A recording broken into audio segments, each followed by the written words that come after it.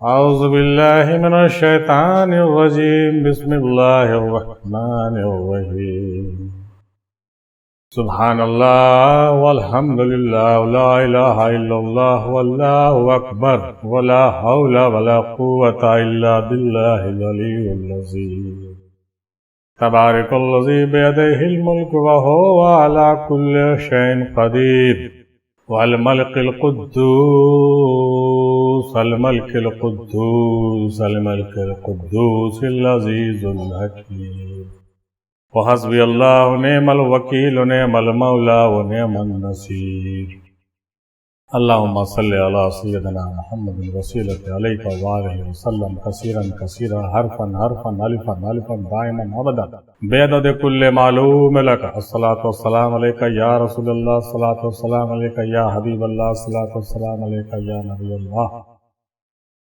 محترم سامعین السلام علیکم ورحمۃ اللہ وبرکاتہ۔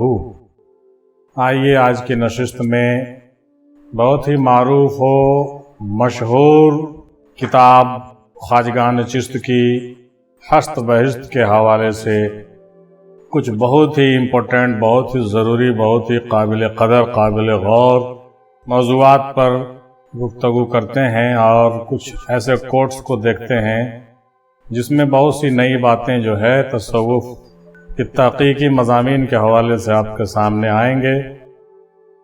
اس کا عنوان ہم دے رہے ہیں منزل کمال۔ منزل کمال کے ایک ٹاپک اور ایک نئے عنوان کے ساتھ آئیے ہست بہشت میں درج کیے گئے کچھ مخصوص باتیں، منتخب باتیں، اسپیشل کوٹس خواجگان چشت کا دیکھتے ہیں اور طے کرتے ہیں کہ اللہ والے کیا فرماتے ہیں اور منزل کمال ہوتا کیا ہے، منزل کمال کیسے حاصل ہوتی ہے اور اس کی کیا کیا خوبیاں ہوتی ہے، اس کے بارے میں غور فرماتے ہیں۔ آئیے شروع کرتے ہیں۔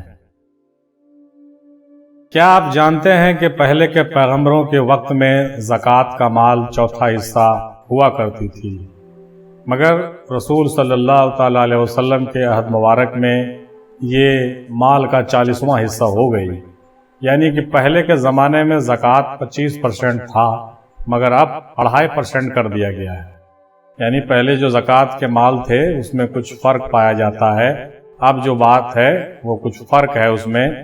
اس سے پتہ چلتا ہے کہ پہلے کے شریعت میں بہت سی چیزیں جو ہے مختلف تھیں۔ یہ صفحہ نمبر 720 پر ہست بہشت میں دیکھا جا سکتا ہے۔ حضرت بابا فرید رحمۃ اللہ علیہ کا قول ہے کہ زکوٰۃ کی 3 قسمیں ہوتی ہیں، ایک زکوٰۃ شریعت، دوسری زکوٰۃ طریقت اور تیسری زکوٰۃ حقیقت۔ شریعت کے زکوٰۃ یہ ہے کہ 200 درہم میں صرف 5 روپے رائے خدا میں دے، یعنی 2.5%، سینکڑے میں 2.5 روپیہ، اور طریقت کے زکوٰۃ یہ ہے کہ 200 درہم میں اپنے لیے 5 رکھ لے اور باقی 195 رائے خدا میں خرچ کر دے، اور پھر حقیقت کے زکوٰۃ یہ ہے کہ 200 درہم میں سے 200 کا 200 سب کا سب رائے حق میں خرچ کر دے اور اپنے پاس کچھ نہیں رکھے۔ یہ بات بھی مستند ہے، صفحہ نمبر 720 پر اس کو دیکھا جا سکتا ہے، اور اس کے بارے میں پہلے بھی کئی بار گفتگو ہم نے دوسرے کلپ میں کیا ہے۔ کسی بزرگ نے فرمایا کہ زکوٰۃ کی ایک چوتھی قسم بھی ہے اور وہ ہے زکوٰۃ معرفت۔ اس میں اگر اپنے پاس کچھ نہ ہو تو قرض لے کر کے بھی ادا کیا جا سکتا ہے، اور یہ مخصوص زکوٰۃ ہے، اس کو مولا علی نے ادا کیا ہے۔ کئی بزرگوں نے اس کے بارے میں جو ہے اشارہ کیا ہے کہ یہ چوتھی قسم کی زکوٰۃ بھی ہوتی ہے جو اللہ والوں کی اور اہل معرفت کی ہوتی ہے۔ آپ بغور سماعت فرماتے جائیے، سارے معاملات جو شروع ہوئے ہیں وہ منزل کمال کے حوالے تلک جائے گا، غور کرتے چلیے۔ ایک حدیث مبارکہ میں ہے کہ رسول پاک نے ارشاد فرمایا کہ السخی حبیب اللہ ولو کان فاسقا، یعنی کہ سخی حبیب خدا ہوتا ہے چاہے وہ فاسق و فاجر ہی کیوں نہ ہو۔ اس حدیث سے واضح ہوتا ہے کہ سخاوت جو ہے اللہ کے دوستوں کی صفت ہے، اور بخیلی جو ہے، نہایت کنجوسی جو ہے، یہ کہیے کہ یہ ایک بہت ہی غلط صفت ہے جو کبھی اللہ والوں میں ہو ہی نہیں سکتی، یعنی اللہ والے کبھی کنجوس اور بخیل ہو ہی نہیں سکتے ہیں۔ یہ صفحہ نمبر 720 پر فائد الفائد میں آپ کو مل جائے گی۔ السخی الحبیب اللہ ولو کان فاسقا، یعنی سخی اللہ کا حبیب ہوتا ہے، چاہے وہ فاسق اور فاجر ہی کیوں نہ ہو. یعنی کوئی فاسق فاجر بھی اگر ہو اور وہ سخاوت کی صفت کا حامل ہو تو وہ اللہ کا حبیب ہوتا ہے. بہت ہی پوائنٹ والی بات ہے. لہٰذا ہم لوگوں کو سخاوت اختیار کرنی چاہیے، کنجوسی اور بخیلی سے توبہ کرنی چاہیے. حضرت محبوب الہی رحمۃ اللہ علیہ نے سخی اور جود میں فرق بتاتے ہوئے فرمایا، سخاوت اور جواد جس کو کہتے ہیں، مطلب سخی ہونا اور جود و کرم والا ہونا میں فرق بتاتے ہوئے فرمایا کہ جو زکوٰۃ کے مال سے زیادہ دے دے وہ سخی ہے، اور جو بہت بخشنے والا بغیر حساب کے ہے وہ جواد ہے، یعنی جود والا ہے. یعنی جو دیتا ہے، زیادہ دیتا ہے وہ سخی ہے، لیکن جو بخشنے والا، عطا کرنے والا ہے، بغیر حساب کا دینے والا ہے، مگر بغیر مانگے دینے والا ہے، اس کو ہم صاحب جود کہہ سکتے ہیں. آپ نے فرمایا کہ رزق کی 4 قسمیں ہیں. اول رزق مضمون، دوم رزق مقسوم، سوم رزق محلوق، اور چہارم رزق موعود. اور توکل صرف رزق مضمون میں ہے. یہ جان لیں کہ جو میری آمدنی ہے وہ مجھ کو ضرور مل کر رہے گی. محبوب الہی رحمۃ اللہ علیہ نظام الدین اولیاء فرماتے ہیں کہ آدمی کا ایمان اس وقت تک کامل نہیں ہو سکتا جب تک اس کی نگاہ میں تمام خلقت ایک مچھر سے بھی کم حقیقت والا معلوم نہ ہو. یعنی دنیا اور اہل دنیا جب مسلمان کی نظر میں مچھر کی طرح بے حقیقت معلوم ہونے لگے اور ہر طرح کا نفع و نقصان اس مخلوق سے ملنے پر دل کو ہٹا لے، تب جا کر ایمان کامل ہوگا. یعنی اس کوٹ سے یہ پتہ چل رہا ہے کہ منزل کمال انہی لوگوں کو حاصل ہو سکتی ہے جن کو ایمان کامل حاصل ہوگا، اور ایمان کامل تبھی حاصل ہوگا جب اس کی نگاہ میں تمام خلقت اور تمام دنیا جو ہے ایک مچھر سے بھی کم حقیقت رکھتی ہو. اگر ہمارے اور آپ کے اندر دنیا کی اہمیت بہت زیادہ ہے، مال و دولت، حرص و ہوا بھری پڑی ہوئی ہے، تو ہم کسی بھی صورت میں منزل کمال کا دعویٰ نہیں کر سکتے ہیں اور نہ ہی ایمان کامل کی بات کر سکتے ہیں. اور یہ مستند باتیں ہیں، چاہے آپ جو کہہ لیں. صفحہ نمبر 718 پر یہ دیکھا جا سکتا ہے ہست بہست میں محبوب الہی کے اقوال کے حوالے سے. پیغمبر خدا صلی اللہ تعالیٰ علیہ وسلم ارشاد فرماتے ہیں کہ صاحب الورد ملعون و تارک الورد ملعون. یہ نہایت ہی عجیب و غریب حدیث آ گیا ہے، ایک موضوع ہے. اس موضوع میں اور بھی بہت سی باتیں کھل کر سامنے آئے گی. صاحب الورد ملعون و تارک الورد ملعون، یعنی کہ ورد کو کرنے والا لعنتی ہے اور ورد کو چھوڑنے والا بھی لعنتی ہے.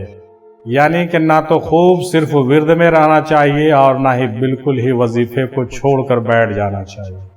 یہ بات بھی یہ حدیث ہست بہست میں آپ کو ملے گی. صفحہ نمبر 716 پر نہایت ہی اٹپٹا سا مگر بہت ہی قابل غور حدیث ہے.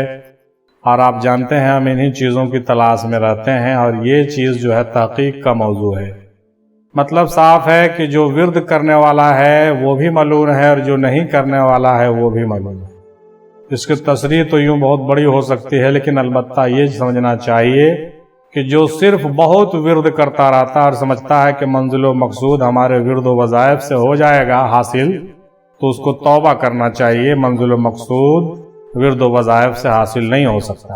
اور کوئی آدمی اگر یہ سوچ لے کہ نہیں بالکل ہی ترک کر دیں، بالکل ہم کو اب جب منزل و مقصود حاصل نہیں ہوگا ورد سے تو بالکل ترک کر دینا چاہیے، تو ان کو بھی اس حرکت سے توبہ کرنی چاہیے، کیونکہ ایسا کرنا بھی غلط ہے. صاحب الورد ملعون و تارک الورد ملعون، یعنی ورد کو کرنے والا لعنتی ہے اور ورد کو چھوڑنے والا بھی لعنتی ہے. مطلب ورد کرے بھی اور ایسا نہ ہو کہ بالکل جو ہے اس میں پھنس کر کے اس پر منحصر ہو کر کے بالکل اسی پر سارا ایمان لے آئیں. یہ شرک خفی کی طرف اشارہ ہے اور یہ بہت ہی باریک باتیں ہیں. اس کے طرف اشارہ خواجگان چشت نے کیا ہے. بابا نظام الدین اولیاء فرماتے ہیں کہ جب کہ تجھ میں خود ہی باقی رہ گئی تو پھر حج وغیرہ کرنے آنے سے صرف کیا فائدہ. یعنی اگر خود ہی اور ریاکاری وغیرہ رہ ہی گیا تو ویسا حج کرنے سے کوئی فائدہ نہیں ہوگا. اصل مقصد ہے اپنے خودی کو پاک کرنا. اپنے خودی سے جب پاک ہو جائیں گے تبھی کچھ فائدہ ہوتی ہے یہ ساری چیزیں، ورنہ اگر خود ہی پاک نہیں ہے تو کتنا ہی عبادت، وظائف، ورد، اوراد کر لیں، کچھ معاملہ بننے والا نہیں ہے۔ اور اسی کی طرف اشارہ ہے کہ یہ جو صاحب کمال لوگ ہوتے ہیں، منزل کمال والے لوگ ہوتے ہیں، وہ ان تمام چیزوں کو سمجھنے اور اس پر عمل کرنے والے ہوتے ہیں اور اپنے خود ہی کو پاک کرنے والے ہوتے ہیں۔ طریقہ یہ ہے کہ بزرگوں کی زیارت کے لیے خاص کر کے جانا چاہیے، اس کام میں دوسرے کام کو نہ ملانا چاہیے۔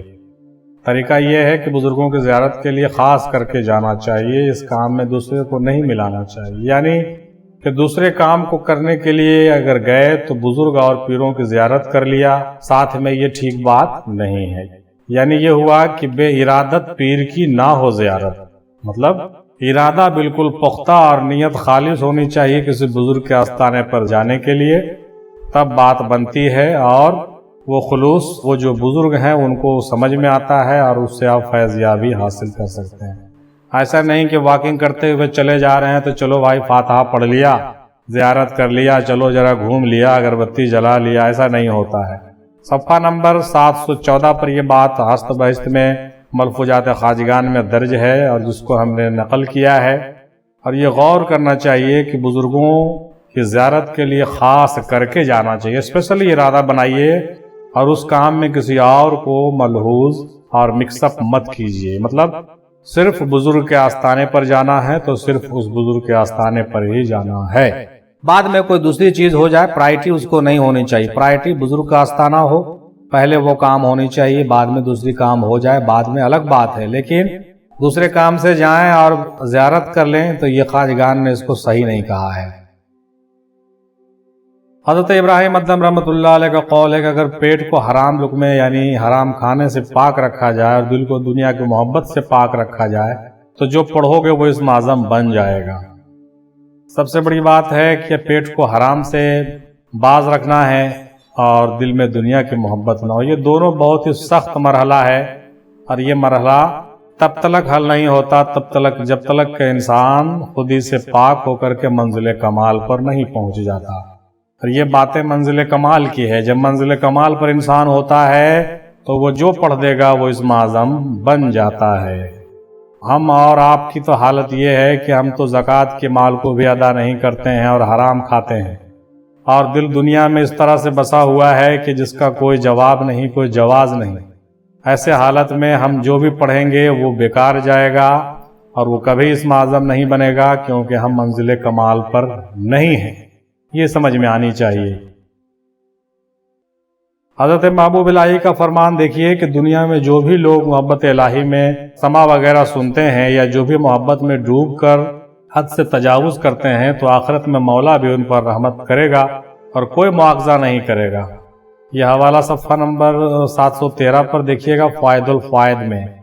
مطلب یہ ہوا کہ جو محبت میں غرق ہو کر کے کوئی سما سنے، رقص کرے، وجد میں آ جائے تو اور حد سے بھی تجاوز کر جائے تو یہ کوئی بری بات نہیں ہے۔ محبوب الہی فرماتے ہیں کہ اچھا ہے، اور آخرت میں بھی اللہ تعالیٰ ان پر رحمت جو کرے گا تو اس پر کوئی مواخذہ نہیں کرے گا اور بہت رحمت کا جو ہے وہ حصے دار ہو جائے گا۔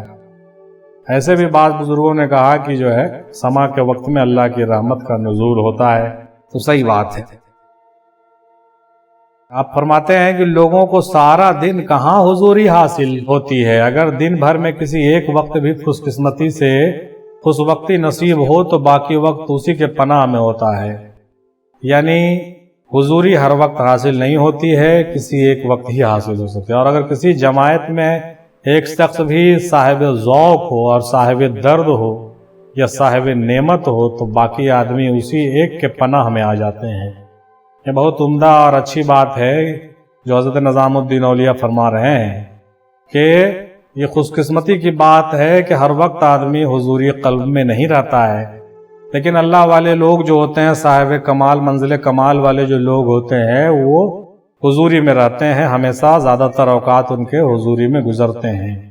ویسے لوگ جو صاحب درد ہوتے ہیں، صاحب ذوق ہوتے ہیں، اگر کسی مجلس میں ایک آدمی بھی ہو تو ساری مجلس جو ہے اس کے پناہ میں آ جاتا ہے، یہ بہت ہی اچھی بات ہے۔ اس لیے منزل کمال پر پہنچنے والے صاحب درد اور صاحب ذوق لوگوں کی صحبت میں بیٹھنا چاہیے۔ یہ فیض اور یہ کرم کی بات ہے اور نہایت ہی خوش قسمتی کی بات ہے۔ آپ نے فرمایا کہ صوفی کا مال سبیل ہے اور اس کا خون مباح ہے، یعنی کہ صوفی کو کسی کی بدگوئی کا کوئی شکوہ اور شکایت نہیں ہونا چاہیے۔ کوئی بھی صوفی کو کتنا ہی برا بھلا کہتے رہے، اس کو شکایت کرنے کی کوئی ضرورت نہیں ہے۔ صوفی کو کوئی قتل بھی کر دے تو کہا بزرگوں نے کہ چلو بھائی اس کا خون جو ہے مباح ہے، صوفی کو جو ہے کوئی مواخذہ نہیں ہے، نہ وہ حساب لیتا ہے، نہ وہ حساب لیتا ہے، نہ بدلہ لیتا ہے، نہ وہ بلکہ اور دعا دیتا ہے۔ دادا میم ہندی سرکار رحمۃ اللہ علیہ کہا کرتے تھے کہ مجھے کوئی شہید کر دے تو میں اس کی شفاعت کروں گا، مجھے کوئی شہید کر دے تو میں اس کی بخشش کرا کے جنت میں لے جاؤں گا۔ تو وہی بات نظام الدین اولیاء فرما رہے ہیں کہ صوفی کا مال سبیل ہے، مطلب چلو بھائی کوئی لوٹ لے کوئی بات نہیں، لوٹنے دو، اور اس کا خون مباح ہے، یعنی ایک طرح سے دیکھا جائے تو روا ہے، مطلب صوفی کو کوئی قتل بھی کر دے تو وہ کسی کا مواخذہ نہیں لیتا ہے اور اس کو وہ معاف کرتا ہے۔ یہ بہت الگ بات ہے، اور یہ بات کس کی ہو رہی ہے؟ منزل کمال پر پہنچنے والے لوگوں کی بات ہو رہی ہے۔ لہذا غور فرمائیے کہ منزل کمال پر پہنچنے والے لوگ ہوتے کیسے ہیں۔ صفحہ نمبر 711 پر یہ بات آپ کو مل جائے گی۔ چنانچہ خواجہ صاحب فرماتے ہیں اس بارے میں کہ جو آپ کو برا بھلا کہتا تھا کہ میں نے سب کو معاف کیا، اور اپنے مریدوں کو بھی کہا کہ تم بھی معاف کر دو اور کسی سے کوئی دشمنی نہیں رکھو بھائی۔ یہ فائد الفائد میں جلد 3 میں یہ بات درج ہے۔ لہذا ہم لوگوں کو بھی ایسی فکر رکھنی چاہیے اور اپنے دل و دماغ سے وہ ساری چیزیں جو ہے ہٹا دینی چاہیے۔ البتہ منافقوں سے پرہیز کرنا، منافقوں سے دوری بنانا وہ ایک الگ مسئلہ ہے، ٹھیک ہے، لیکن دل میں کوئی مواد نہیں ہو۔ بعض بزرگ ایسے ہوئے ہیں کہ یہاں تک کہہ دیا کہ میرے مرنے کے بعد اگر کسی کو کوئی مہمت دین یا مہمت دنیا پیش آ جائے، کوئی معاملہ پیش آ جائے دین دنیا کا، تو میری قبر پر آئے، اور اگر 3 دن میں وہ کام سر انجام نہ ہو تو چوتھے روز نہ آئے، اس کے بعد بھی اگر کام نہ ہو تو میری قبر کے اینٹ سے اینٹ بجا دے، یعنی 3-4 دن میرے مزار پر حاضری دے، اور اگر اس کے بعد بھی اس کا مہم سر نہیں ہو تو میری قبر کو توڑ دے، یعنی کہ ہر حال میں میرے قبر پر آنے پر تمہاری مراد پوری ہوگی۔ یہ بعض بزرگوں نے ایسا جو ہے چیلنج بھی کر دیا ہے، اور بعض بزرگوں نے ایسا جو ہے اتنا جو ہے ان کے اندر یہ پکڑ تھی اللہ کے وصال کا، چونکہ صاحب کمال لوگ تھے، منزل کمال والے وہ لوگ تھے، تو وہ لوگ یہ دعویٰ بھی کر دیتے تھے، اور چونکہ اتنا ان کو جو ہے تعلق باللہ اتنا بہتر تھا کہ وہ ایسی بات کرتے تھے۔ ہر خاص اور ہر عام آدمی ایسی بات نہیں کر سکتا۔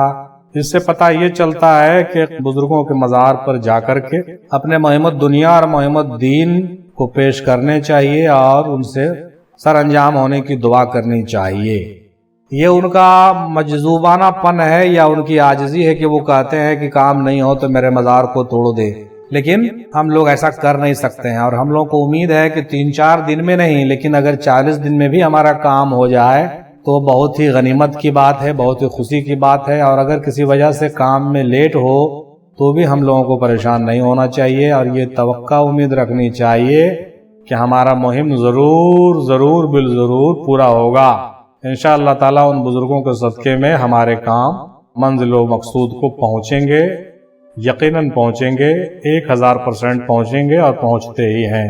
یہ بات صفحہ نمبر 708 کے حوالے سے ہم بیان کر رہے ہیں، اور یہ بات واضح ہے کہ نظام الدین اولیاء اور دیگر خواجگان جس نے یہ بات واضح طور سے کہہ دیا کہ قبروں سے مرادیں پوری ہوتی ہیں، اٹ از پروفڈ، یہ ثابت ہو چکا۔ حضرت شیخ ابو سعید ابو الخیر رحمۃ اللہ علیہ جب حال کے کمال کو یعنی کہ منزل کمال کو پہنچے تو تمام کتابوں کو کونے میں ڈال دیا، یعنی کہ پھینک دیا، اور ان کو یہ آواز آئی کہ اے ابو سعید ہمارا عہد نامہ واپس کر دو، کیونکہ تو دوسری چیزوں میں مشغول ہو گیا ہے۔ یعنی کہ فقر اور احکام شرع کی کتابیں وغیرہ بھی جب بمنزلہ حجاب ہے تو دوسری چیزوں کا کیا حال ہوگا بھائی۔ یعنی کہ کتابوں کو پڑھنا بھی یاد سے دور کر دیتا ہے اور حجاب بن جاتا ہے، لہذا اس پر بھی سالک کو نظر رکھنی چاہیے۔ یہ حضرت ابو سعید ابو الخیر رحمۃ اللہ علیہ کے حال کے بات ہے۔ جب بزرگان دین حال کی منزل کو پہنچتے ہیں تو وہ منزل کمال پر ہوتے ہیں، تو ایسی حالت میں نہ ان کے پاس کوئی کتاب کی ضرورت ہوتی ہے اور نہ کسی اور کلام کی ضرورت ہوتی ہے، وہ منزل وصال اور منزل کمال میں ہوتے ہیں۔ بعض لوگوں نے اپنی کتابوں کو جلا ڈالا، بعض نے جو ہے دریا میں ڈال دیا، بعض نے کیا کیا، پھینک ڈالا۔ ایک کیفیت کا نام ہے۔ البتہ کتابوں کی ضرورت ہم جیسے لوگوں کو تو ہمیشہ رہتی ہے، اور اگر کتابیں نہیں ہوتی تو ہم لوگ ان چیزوں کو سیکھ سمجھ بھی نہیں پاتے۔ لہٰذا اس کو نیگیٹو ڈھنگ سے نہیں لینا چاہیے، اس کو پازیٹیو ڈھنگ سے سمجھنا چاہیے کہ یہ بات منزل کمال پر پہنچنے والوں کی ہے، ہم جیسے نکموں کی نہیں ہے۔ اور یہ بھی بات واضح ہوتی ہے کہ جو منزل کمال پر لوگ پہنچتے ہیں تو وہ لوگ کیسے ہوتے ہیں یہ بتانے کی ضرورت نہیں ہے۔ حدیث ہے کہ رسول پاک فرماتے ہیں کہ میرے 200 سال کے بعد فرزند آدم سے کتیا کے بچے اچھے ہوں گے، یعنی 200 سال کے بعد جو آدم کے اولاد ہوں گے وہ نہایت ہی گندے ہوں گے۔ یہ تو ہم لوگ جان ہی رہے ہیں 200 سال کے بعد، اب تو 1400-1500 سال کے بعد کی حالت کیا ہے یہ بیان کے باہر ہے، لیکن یہ پیشن گوئی رسول پاک نے پہلے ہی کر دیا تھا کہ ایسا ہوگا، فرزند آدم سے کتیا کے بچے اچھے ہوں گے، یعنی آدم کی جو اولاد ہوگی وہ جانوروں سے بدتر ہوگی۔ مطلب صرف دیکھنے میں انسان ہوگا لیکن انسان اور آدم کی کوئی صفت اس کے اندر نہیں ہوگی، اور اس پر وضاحت کرنے کی ضرورت نہیں کیونکہ ہم لوگ پریکٹیکلی یہ سب چیزیں دیکھ رہے ہیں۔ یہ ایک الگ موضوع بن جائے گا، لہٰذا ہم آگے بڑھتے ہیں منزل کمال کی طرف۔ آپ نے فرمایا کہ مومن کبھی ناپاک نہیں ہو سکتا، خواہ خباثت، جنابت و صحبت کی حالت میں ہی کیوں نہ ہو۔ یہ نہایت ہی الگ بات ہے اور بہت ہی طریقت اور حقیقت کی بات ہے کہ جو مومن ہوتا ہے وہ کبھی ناپاک نہیں ہوتا، کیونکہ اس کے دل و دماغ میں، اس کے قلب و جگر میں ہمیشہ نور ہوتا ہے، اور وہ ہمیشہ نور سے متصل رہتا ہے، اور اس کو جسمانی جو ہے ناپاکی اس کو زیادہ نقصان نہیں پہنچاتی ہے۔ البتہ ظاہری طور سے باغسل رہنا اور پاک صاف رہنا بہت صحیح بات ہے۔ حضرت محبوب اللہ کا قول یہ بھی دیکھیے کہ معاملہ کے وقت اس قسم کی گفتگو کرنی چاہیے جس سے کہ گردن کی رگیں نمودار نہ ہوں، یعنی کہ تعصب اور غضب کی علامت نہ پائی جائے، اور یہ کہ ہر ایک کام کا ظلم سانا چاہیے اور اس کا بدلہ لینے کی نیت بھی نہیں کرنی چاہیے۔ نظام الدین اولیاء کے کوٹس جو آپ ابھی ہست بہست کے حوالے سے سماعت فرما رہے ہیں، یہ ایسی باتیں ہیں جو انسان کو نہایت ہی صوفی اور نہایت ہی باصفا اور نہایت ہی صاحب منزل کمال بنانے والا ہے۔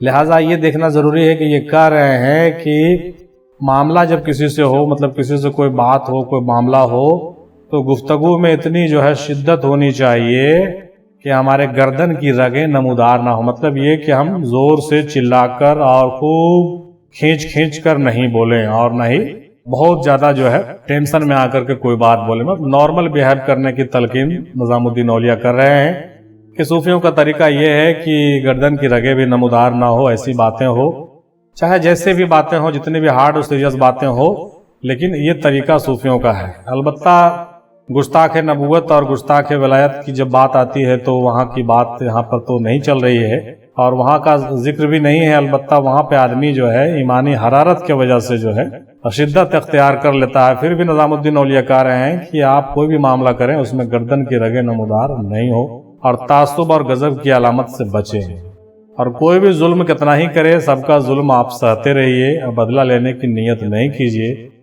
تو امید ہے کہ ہم لوگ سمجھ رہے ہیں کہ منزل کمال کیا ہوتا ہے اور منزل کمال پر پہنچنے والے لوگوں کی صفتیں کیسی کیسی ہوتی ہیں۔ ایک بزرگ فرماتے ہیں کہ خالق کا ذکر تو ناقابل بیان ہے اور مخلوق اس لائق ہی نہیں کہ ذکر کیا جائے، لہذا خاموشی ہی بہتر ہے۔ یعنی خالق کا ذکر کرنا تو ناقابل بیان ہے، خالق کا کیا ذکر کرو گے، اور مخلوق اس لائق ہی نہیں ہے کہ اس کا ذکر کیا جائے۔ تو دونوں حالت میں جو ہے آپ بہتر ہے کہ خاموش رہیں، بہت زیادہ ضروری ہو تبھی بات کریں۔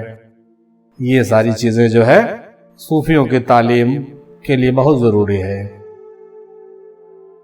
رسول پاک کا حدیث دیکھیے صلی اللہ تعالیٰ علیہ وسلم کہ آپ نے فرمایا کہ حق تعالیٰ فرماتا ہے کہ بادشاہوں کے دل میرے ہاتھ میں ہیں، یعنی جب کہ خلقت راہ راست پر ہوتی ہے تو میں ان کے دلوں کو نرم کر دیتا ہوں، اور جب راستے پر نہ ہوتی ہے تو ان کے دلوں کو سخت کر دیتا ہوں۔ یعنی اللہ تعالیٰ کہتے ہیں کہ جو بادشاہ لوگ ہوتے ہیں نا، وہ بادشاہ کو ہلکے میں مت لیجئے، بادشاہوں کی جو دل ہے، دل و دماغ ہے، وہ کس کے ہاتھ میں ہے؟ وہ سب سے بڑا بادشاہ یعنی اللہ کے ہاتھ میں ہے۔ وہ جیسے چاہتا ہے ویسے اس کو موڑ دیتا ہے۔ کہ کیوں موڑ دیتا ہے؟ کہ خلقت جب راہ راست پر ہوتی ہے تو بادشاہ کو نرم کر دیا جاتا ہے، وہ آپ سے اچھا بیہیو کرے گا، آپ سے اچھا سلوک کرے گا، آپ کی سلطنت اور آپ کے رعایا کے سب کی اچھا خیال رکھے گا، پرسکون ماحول پیدا کرے گا۔ لیکن جب آپ راستے سے ہٹیں گے تو اللہ تعالیٰ آپ پر ایک ظالم بادشاہ مسلط کرے گا اور وہ آپ کے اوپر سخت ہوگا۔ تو آپ سمجھ لیجئے کہ اللہ تعالیٰ نے ضرور ہمارے ہی گناہوں کا بدلہ منتخب کیا ہے، اس لیے کثرت سے استغفار کریں اور اللہ کے جانب رجوع ہوں۔ یہ ایک بہت ہی بہترین بات ہست بہست میں مجھے ملی ہے، اس پر ضرور غور کرنا چاہیے۔ نظام الدین اولیاء رحمۃ اللہ علیہ فرماتے ہیں کہ لوگ آخری بدھ کو بڑا ہی منحوس سمجھتے ہیں، لیکن حقیقت میں یہ دن بہت ہی باسعادت ہے۔ اگر کوئی بچہ اس روز پیدا ہو تو وہ بہت ہی بزرگ ہوتا ہے۔ یعنی نظام الدین اولیاء نے آخری بدھ جو ہے آخری چہار شنبہ کے حوالے سے کہا کہ بھائی لوگ اس کو منحوس کیوں سمجھتے ہیں، یہ اچھی بات نہیں ہے۔ آخری بدھ جو ہے آخری چہار شنبہ حقیقت میں ایسی بات نہیں ہے، باسعادت دن ہے، اچھا دن ہے، اور اگر کوئی بچہ اس دن پیدا ہو تو بزرگ پیدا ہوتا ہے۔ شاید اس زمانے میں کسی طرح کی کوئی غلط فہمی یا افواہ ہوگا، اس لیے انہوں نے ایسی بات اپنی مجلس میں کہی ہے۔ آج ہم لوگوں کے لیے بھی یہ قابل فکر ہے۔ آپ فرماتے ہیں کہ سلطان شمس الدین نے ایک حوض بنوایا تھا، چنانچہ اللہ نے اسی ایک حوض کو تعمیر کے صدقے میں اس کی بخشش فرما دی۔ مطلب یہ ہوا کہ اگر کوئی بادشاہ کوئی حوض بنا دے صدقہ جاریہ کے لیے، تعمیری کام کر دے تو اللہ تعالیٰ کی بخشش ہو جاتی ہے۔ اس سے یہ بھی پتہ چلتا ہے کہ آپ اگر کوئی صدقہ جاریہ کے لیے کوئی چیز کرتے ہیں، کوئی سسٹم بناتے ہیں، کوئی اور ادارہ بناتے ہیں، یا کوئی ایسا چیز بناتے ہیں جو عوام کے لیے، قوم کے لیے سود مند اور فائدہ مند ہو، تو یہ ایک بخشش کا سامان ہو سکتا ہے۔ اللہ سے دعا ہے کہ ہم لوگوں کی بھی بخشش جو ہے اپنے اپنے اداروں اور اپنے اپنے جو ہے محنتوں اور کوششوں کے بدولت فرمائے، آمین۔ یہ بات فائد الفائد میں بھی درج ہے، ہست بہست میں۔ آپ فرماتے ہیں کہ فرض اللہ تعالیٰ علی الاولیاء کا شان الکرامت کما فرض علی الانبیاء اظہار المعجزہ، کہ اللہ تعالیٰ نے اولیاء پر کرامت کا پوشیدہ رکھنا ایسا ہی فرض کیا ہے جیسا کہ نبیوں پر معجزہ کو ظاہر کرنا۔ پس اگر کوئی ولی اپنی کرامت کو ظاہر کرے تو گویا اس نے فرض کو ترک کر دیا۔ یعنی ولیوں کو چاہیے کہ وہ اپنی کرامت کو ظاہر نہیں کرے اور چھپائے۔ اس موضوع پر پہلے بھی ہم لوگوں نے باتیں کی ہیں۔ استاد عاصم قاری رضی اللہ تعالیٰ عنہ رحمۃ اللہ علیہ ایک نہایت ہی کامل شخص گزرے ہیں۔ آپ تعلیم فرما رہے تھے کہ ناگہاں کسی نے آ کر خبر دیا کہ آپ کے بیٹے کو کسی نے قتل کر دیا۔ آپ نے نہایت اطمینان سے فرمایا کہ جاؤ بھائی فلاں شخص کو کہو کہ اس کی نماز جنازہ ادا کر دے۔ اور یہ کہہ کر قاری صاحب اپنے کام میں لگ گئے اور بچوں کو پڑھانے لگے۔ آپ کے چہرے پر کوئی تغیر کے آثار نمودار نہ ہوئے، اور جو کپڑا لپیٹے ہوئے تھے نہیں اتارا اور نہ ہی دوسری صورت اختیار کی، اور نہ غمگین ہوئے، بلکہ اسی طرح سبق پڑھانے میں مشغول رہے، مصروف رہے۔ اللہ اکبر۔ یہ واقعہ صفحہ نمبر 808 پر دیکھا جا سکتا ہے، جو دل کو جھنجھوڑ دینے والا اور نہایت سبق آموز واقعہ ہے۔ یہ واقعہ پڑھنے کے بعد جو شخص اس کو سیریسلی لے لے، یقیناً وہی منزل کمال کا حامل ہو سکتا ہے، دوسرا ہو ہی نہیں سکتا ہے۔ یعنی حضرت عاصم قاری جو تھے رحمۃ اللہ علیہ، وہ کامل شخص گزرے ہیں، اور وہ اس کیفیت میں تھے کہ ان کے نظر میں خوشی اور غم برابر ہو گیا تھا، سونا اور مٹی برابر ہو گیا تھا۔ مطلب کوئی بھی اچھی خبر بری خبر ان کے ایمان کو اور ان کے حالات کو تغیر اور تبدل میں نہیں لا سکتا تھا، یعنی اس کو بدل نہیں سکتا تھا۔ ایسے حالات میں آ جانے والا شخص ہی منزل حال والا اور منزل قال والا اور منزل کمال والا ہوتا ہے۔ یہ بات ہم اس لیے کوٹ کر رہے ہیں کہ یہ جو ہے صفتیں کسی کسی میں حاصل ہوتی ہے اور یہ سب کا حصہ نہیں ہے۔ اور آج کے صوفیوں اور آج کے بزرگوں اور آج کے پیروں کو اس واقعے کو ضرور دیکھنا چاہیے کہ کیا ہم میں اور آپ میں یہ چیزیں موجود ہیں؟ کیا آج کے پیر کہلانے والے لوگوں میں یہ خوبیاں ہیں کہ ان کے بچوں کا قتل ہو جائے اور وہ بیٹھے رہیں، تعلیم دیتے رہیں اپنے مریدوں کو؟ کیا ان کے بچوں کا جنازہ سامنے لایا جائے اور وہ جو ہے غمگین نہ ہو؟ کیا ان کے گھر سے جو ہے دولتیں لوٹ لی جائیں اور وہ شکستہ حال نہیں ہو؟ آپ ڈھونڈ کر کے دیکھیے گا تو اس کسوٹی پر بہت نہیں کے برابر لوگ ٹکیں گے، اور آپ یقین جانیے کہ جو لوگ اس کسوٹی پہ نہیں ٹکیں گے وہ یقیناً منزل کمال سے ان کا دور تلک کوئی تعلق نہیں ہے۔ آپ نوٹ کر لیں، قلم بند کر لیں صاحب، یہ ہماری تحقیق ہی نہیں بلکہ بزرگوں کا جو ہے بیان کہتا ہے، خواجگان چشت کے حوالہ جات کہتے ہیں۔ اگر کوئی خدا کا پیارا دنیا سے ملوث ہو تو پھر خدا کا پیارا نہیں رہتا۔ کوئی شخص اگر خدا کا پیارا ہو اور بہت اچھا ہو، بہت نیک ہو، یہاں تک کہ خدا کا پیارا سے آپ ولی بھی لے سکتے ہیں، اگر کوئی خدا کا ولی بھی ہے لیکن وہ دنیا میں ملوث ہو جائے تو پھر کیا ہوتی ہے؟ اس کی ولایت چھن سکتی ہے اور وہ خدا کا پیارا نہیں رہتا، اور وہ جو ہے معزول ہو سکتا ہے، وہ سسپینڈ ہو سکتا ہے، اور کیا ہوتا ہے؟ اس کی ولایت، اس کی اجازت، اس کی خلافت چھن سکتی ہے۔ اور یہ ہم نے کہا رہے ہیں بھائی، صفحہ نمبر 734 پر ہست بہشت میں خواجگان چشت نے اس حوالے سے بات کیا اپنی مجلسوں میں، جس کو ہم جھٹلا نہیں سکتے ہیں، اور یہ حق ہے۔ یعنی اگر ہم پیارا ہیں تو پیارا بنے رہیں، یہ بڑی بات ہے۔ اگر ہم دنیا میں ملوث ہو جائیں گے، دنیا کے لالچ اور حرص و ہوا میں پھنس جائیں گے اور عدل و انصاف نہیں کریں گے تو کیا ہوگا؟ ہمارا جو خدا کا پیارا پن ہے، ہماری جو ولایت، اجازت اور جو رحمت ہے نا، وہ کیا ہوگی؟ چھن جائے گی، اور چھن سکتی ہے اور چھن جاتی ہے۔ بھائی اس کو ہلکے میں نہیں لینا چاہیے اور سیریسلی اس کے بارے میں سوچنا چاہیے۔ ہم تمام لوگوں کو، بالخصوص تمام پیروں کو، مریدوں کو، خلیفاؤں کو، سب کو یہ بات سوچنی چاہیے کہ نظام الدین اولیاء نے ایسی بات کیوں کی ہے، اور بالکل کثرت سے توبہ کرنی چاہیے، اپنے گناہوں پر توجہ کرنی چاہیے اور اپنی غلطیوں کو سدھارنا چاہیے تاکہ ہم پھر سے خدا کا پیارا بن سکیں۔ اللہ تعالیٰ سے دعا ہے کہ ہم لوگوں کو، سب کو اپنے منزلوں پر لوٹنے کی توفیق عطا فرمائے۔